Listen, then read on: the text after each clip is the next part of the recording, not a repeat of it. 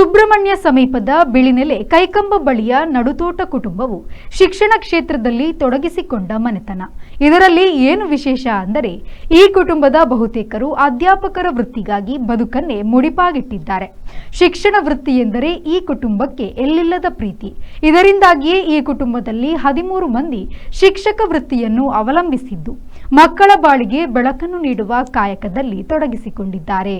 ಇದಕ್ಕೆ ಮೂಲ ಕಾರಣ ಕುಟುಂಬದ ಹಿರಿಯ ಸದಸ್ಯ ನೀಲಪ್ಪಗೌಡ ನಡುತೋಟ ಅವರು 40 ವರ್ಷ ಶಿಕ್ಷಕರಾಗಿ ಕರ್ತವ್ಯ ನಿರ್ವಹಿಸಿ ನಿವೃತ್ತರಾಗಿದ್ದಾರೆ.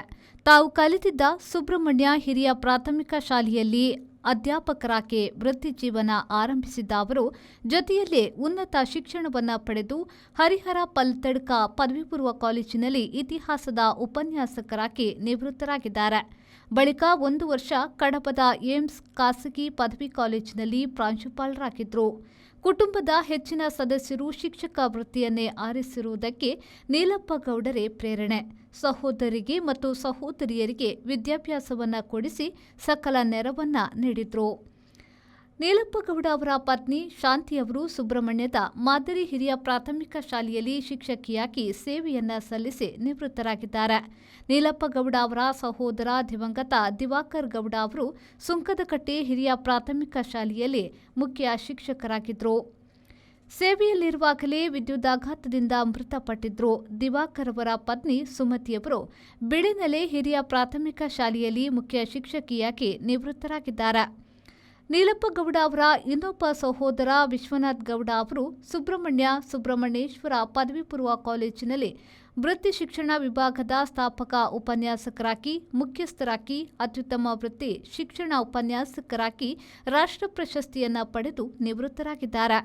ವಿಶ್ವನಾಥ್ ಅವರ ಪತ್ನಿ ಲೀಲಾ ಕುಮಾರಿ ಪಂಜದ ಸರ್ಕಾರಿ ಮಾದರಿ ಹಿರಿಯ ಪ್ರಾಥಮಿಕ ಶಾಲೆಯ ಮುಖ್ಯ ಶಿಕ್ಷಕಿ.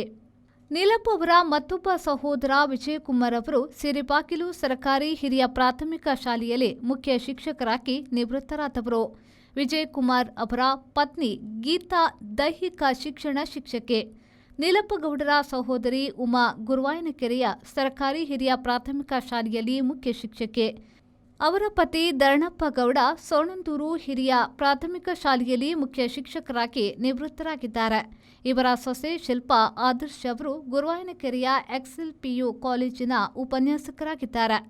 ನೀಲಪ್ಪಗೌಡ ಅವರ ಪುತ್ರಿ ವಿದ್ಯಾಶ್ರೀ ಬೆಂಗಳೂರು ಬೃಂದಾವನ ಇಂಜಿನಿಯರಿಂಗ್ ಕಾಲೇಜಿನ ಉಪನ್ಯಾಸಕಿಯಾಗಿದ್ದಾರೆ. ಸೊಸೆ ರೇಷ್ಮಾ ದೇವರಗುಂಡ ಅವರು ಸುಳ್ಯ ನೆಹರು ಮೆಮೋರಿಯಲ್ ಕಾಲೇಜಿನಲ್ಲಿ ಸಮಾಜಶಾಸ್ತ್ರ ಉಪನ್ಯಾಸಕಿಯಾಗಿದ್ದಾರೆ. ಒಂದೇ ಮನೆಯ ಶಿಕ್ಷಕ ಕುಟುಂಬವು ಎಲ್ಲರಿಗೂ ಮಾದರಿಯಾಗಿ ಮುಂದುವರಿಯಲಿ ಎಂದು ಆಶಿಸುತ್ತೇವೆ. Divakar M, V4 news, Kadapa.